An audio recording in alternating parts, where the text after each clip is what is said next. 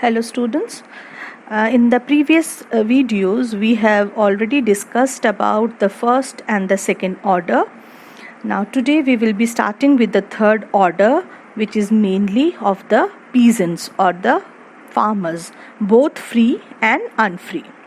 The peasants were in a vast majority in medieval European society. They sustained first two orders, that is the clergy and nobility.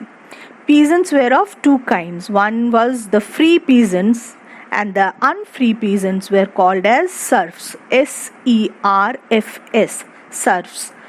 The agrarian slaves were known as serfs. The term, this S-E-R-F, serf, has derived from the Latin word which is servus, S-E-R-V-U-S, servus, commonly used for slaves in the Roman Empire. From this word only the service term has come. It indicates that initially the status of a serf was not very different from that of a slave. Let us now talk about the first type of peasants, that is free peasants. Free peasants cultivated their fields as tenants of the Lord. The tenants stood to the Lord in a relation of definite agreement, paying certain fixed rents or performing certain specified services. The men had to render military service at least for 40 days every year for their Lord. Means the farmers who were under the nobles, other than farming, every year 40 days, almost 1 month plus days, they had to render service also as a soldier in the army. And the peasant and his family members had to labor in Lord's fields for at least 3 days in a week. The output from such labor, known as labor rent, would go directly to the Lord.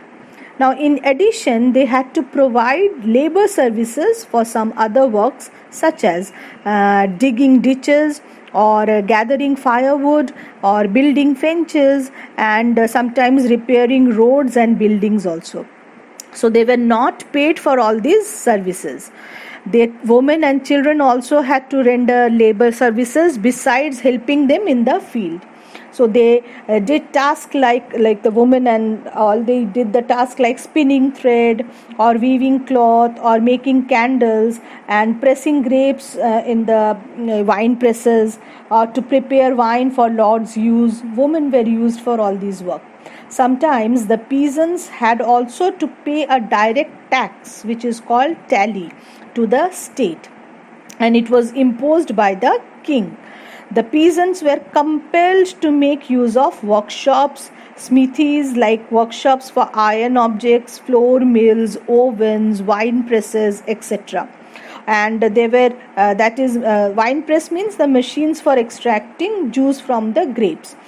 For making wines, and these were all these things were located in a manor. Manor means a huge area, a land area in which there used to be one vassal or one lord.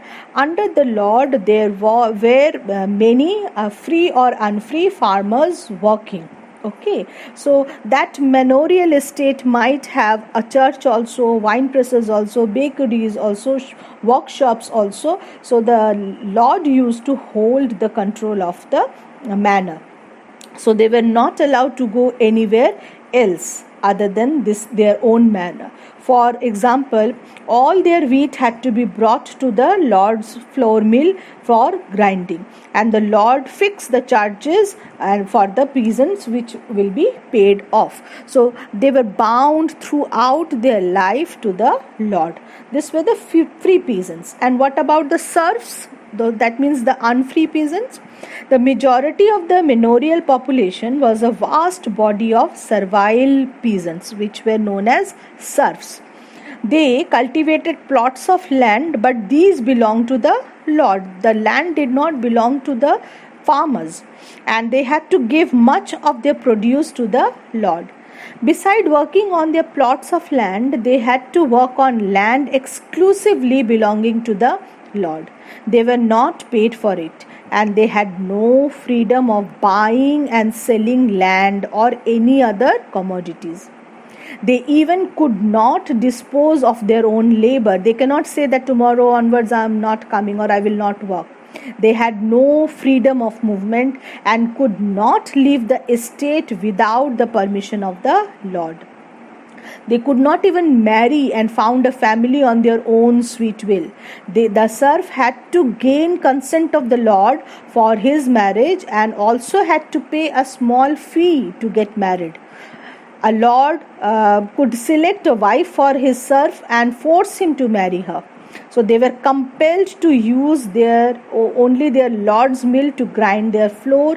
Means suppose if a serf want to have a bread, then he has to go to the mill of the lord, taking the flour, and then he has to grind wheat, and then he has to grind it over there, and then only he can bake it in the lord's oven only, and go to the wine presses of the or to the distilled wine, and which all belong to the Lord, and pay fees for it. Normally it was assumed that everything a serf possessed was a property of his lord, and the serfs were liable to be resumed by him at any time. So it was from the 11th century that feudalism registered a growth in England. So this was the status of the third order, basically the farmer.